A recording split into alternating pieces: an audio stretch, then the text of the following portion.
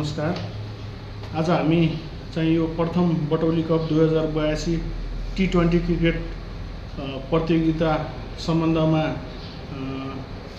Press meet कार्यक्रम आयोजना गरेका छौँ। प्रथम बटौली कप 2082 आयोजकको रूपमा पृथ्वीनारायण शाह स्पोर्ट्स प्रतिष्ठान रहनेछ। यो प्रतियोगिताको व्यवस्थापकीय भूमिका तथा समन्वय हाम्रो रूपन्देही क्रिकेट सङ्घको हुनेछ।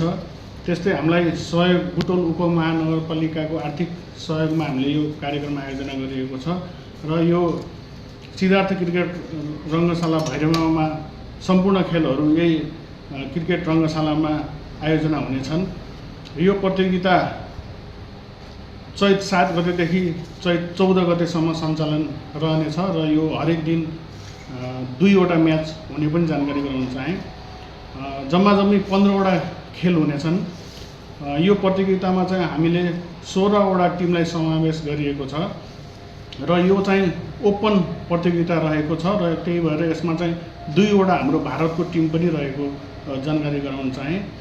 टिमको नामावली यस प्रकार छ: MSMTCA India Nautanwa, new horizon cricket club, Lumbini Sakyan cricket club, response team Lumbini, Nepathya Tilottama academy, Butwal 11 cricket club, Butwal Golpark cricket club, star cricket academy, Khukuri cricket club, JR cricket academy, Palpa 11, master 11, Buddha cricket and sporting club, Tirupati cricket club, त्यसै Butwal youth club, त्यस्तै JN sports India गोरखपुरको team रहेको पनि जानकारी गराउन चाहे।